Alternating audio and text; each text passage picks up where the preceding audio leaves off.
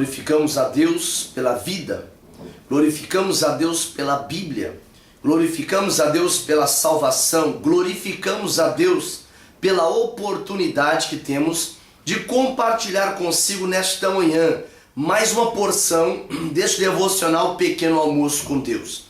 Nesta manhã eu quero subordinar esse devocional ao seguinte tema: uma sentença escrita na parede.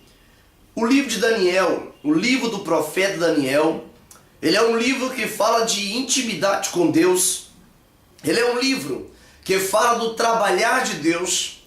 Ele é um livro que fala das propostas que o mundo coloca diante de nós para que nós possamos negociar, ou nos convida a negociar com o mundo.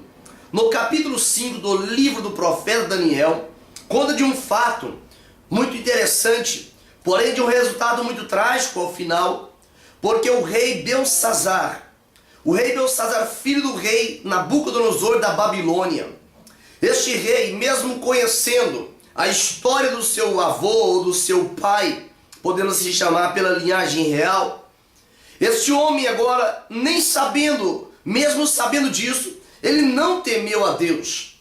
E ele resolveu então, quando nós olhamos para o contexto implícito aqui no capítulo 5 do livro do profeta Daniel, dá para se perceber que este rei, Belsazar, ele era um rei que ele fazia festa, e queria fazer festas muito grandes, ao ponto de as pessoas se impressionarem com a sua opulência, com as suas ostentações. Este rei Belsazar, ele relata exatamente a característica ou a caricatura de um homem que brinca com Deus, que usurpa a vontade de Deus ou o plano de Deus. O homem, ele traz a caricatura de um homem que brinca com a vida, brinca com coisas sérias, brinca com coisas que ele não pode controlar. Diz a Bíblia, capítulo 5 de Daniel, versículo 1, diz: o rei Belsazar deu um grande banquete a 1000 dos seus grandes, sendo que o único grande que existe é Deus, e bebeu vinho na presença dos 1000.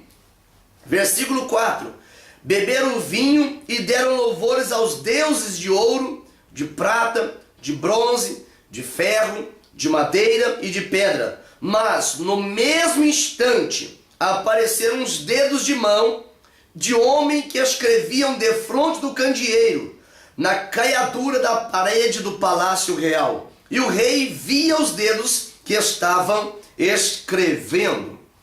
Esta expressão nesta festa, ela foi motivada pelo desrespeito, pela falta de temor, pela falta de reverência. Este homem, rei Belsazar, ele sabia que os utensílios que ele mandara trazer eram utensílios que um dia foram consagrados a Deus. Foram roubados do templo de Jerusalém, colocados no tesouro real da Babilônia, mas chegou um limite que ele resolveu testar. Chegou um ponto que ele resolveu testar o limite da paciência de Deus. E triste é para o homem que descobre qual é o limite da paciência de Deus. Diz a Bíblia que ele manda trazer os utensílios e diz: vamos fazer uma festa bombástica, nós vamos fazer um banquete esplendoroso, e para isso nós queremos trazer tudo aquilo que foi consagrado a Deus, para que nós possamos agora beber de forma desordenada. Mas o que ele não contava é que existem olhos, como chama de fogo, que contempla a terra, contempla os justos, mas contempla os ímpios. E esse Senhor Todo-Poderoso, que é o nosso Deus, ele mandou que uma mão, um dedo, escrevesse na parede mais importante do salão, junto do candeeiro, a parte mais iluminada, para que ninguém tivesse dúvida quanto àquela escritura. Agora, o que nos chama a atenção neste texto é que a escritura, ela era desconhecida para Belsazar. A escritura era desconhecida para os grandes que estavam no banquete.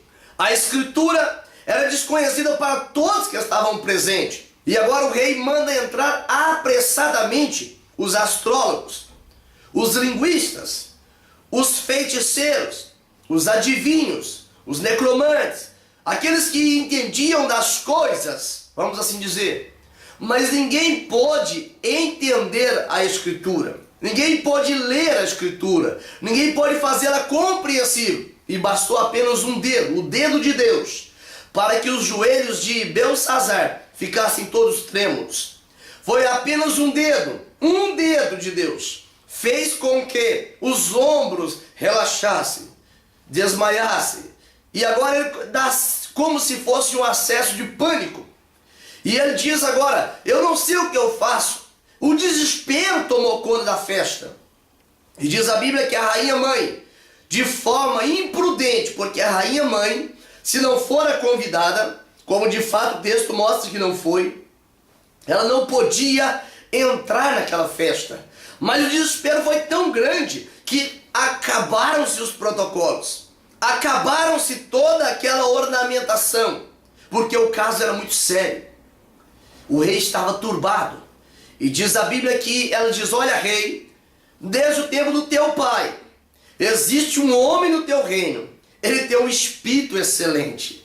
Quando alguém não conhece a dimensão do Espírito Santo, quando alguém não conhece o agir do Espírito Santo, olha para a nossa vida, pensa, tem um espírito, uma alegria diferente, um espírito diferente, um espírito alegre. É porque nós somos templo, nós somos morada do Espírito Santo de Deus. E mandaram entrar Daniel apressadamente. E o rei já começa a fazer propostas. Imagina que o primeiro momento, ele fazia festa quando a sua vida estava sentenciada. Segundo momento, ele faz proposta de presentes que ele mesmo um outro dia não teria oportunidade de ter. E agora Daniel diz, ele pergunta antes, você é aquele Daniel? É aquele, entre linhas, é aquele que conhece as revelações, é aquele que tem o Espírito dos deuses santos, é aquele que pede e Deus responde, é aquele que ora. Diz, sou eu mesmo, o vosso servo. E agora, Daniel traz para ele uma sentença terrível. Diz, olha, os teus presentes ficam contigo. O colar, ser o terceiro governador, ter vestidos de púrpura, ser chamado de nobre, isso tudo não servia para aquele momento. E ele diz, mas a Escritura é uma sentença. Mene, tekel, upharsin. Pesado foste na balança e foste encontrado em falta. E Deus agora hoje determinou o fim do teu reino. Ele descobriu o limite da paciência de Deus. Ele descobriu que de Deus ninguém zomba. Ele descobriu aquilo que o escritor aos Hebreus diz, na carta aos Hebreus, no capítulo 10 e o versículo 31. Horrenda coisa é cair na mão do Deus vivo. E naquela mesma noite, Belsassar foi morto. Ele estava fazendo festa e o exército medo e persa estava invadindo Babilônia. Aquele homem fazia festa enquanto a sua alma estava na fila de ir para o inferno. E este mesmo texto se aplica hoje. Esse mesmo texto se aplica neste dia de hoje. Quantas pessoas estão fazendo festa quando estão na fila de ir para o inferno, quando estão na fila da condenação?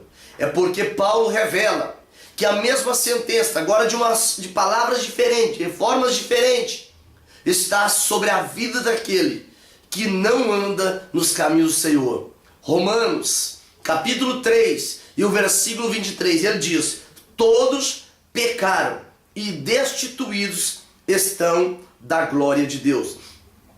E sabe o que ele diz? Tudo tem um preço. Romanos capítulo 6 e o versículo 23, o salário do pecado é a morte, mas o dom gratuito de Deus é a vida eterna. Sabe por que Deus não aceita a profanação? Sabe por que Deus, ele não deixa ser zombado? É porque ele deu para nós o de mais precioso. No evangelho que escreve João, o texto áureo da Bíblia, ele diz, porque Deus amou o mundo de tal maneira que deu seu Filho unigênito para que todo aquele que nele crê não pereça, mas tenha a vida eterna. A vida de um homem, ela não se resume à abundância dos bens que ele possui. A vida de um homem não se resume no conceito que eu tenho de si próprio, mas a vida do homem, ela vai ser um dia arguida. Um dia o Senhor vai pedir conta daquilo que nós fizemos através do corpo. Os dons que Deus já te deu para você pregar a palavra, os dons que Deus já te deu para você cantar, os dons com quais Ele te usou para poder ministrar, para poder tocar, e agora substituíste tudo isso por prazeres demoníacos, por prazeres da carne, abandonou, diz, eu não vou fazer mais, eu não vou ser mais crente, eu não vou mais à igreja, ninguém me valoriza. O crivo, a avaliação não é humana, é o Senhor quem avalia, é o Senhor que conhece as motivações.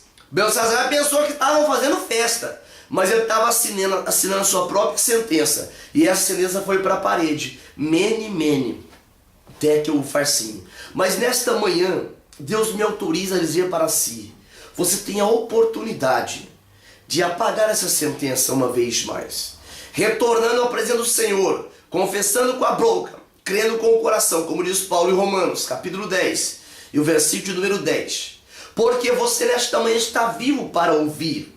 E Paulo explica ainda aos Romanos, capítulo 10, e o versículo 17. A fé vem pelo ouvir, ouvir a palavra de Deus. É por isso que você acredite agora nesta manhã, que hoje é a tua oportunidade. Não é uma das, a tua oportunidade. E eu quero orar consigo nesta manhã, porque a partir de agora, dessa decisão, o seu destino será traçado. O final, Deus te dá a oportunidade de decidir nesta manhã. Oremos. Deus santo e maravilhoso, Tu és o Deus que não aceita ser zombado.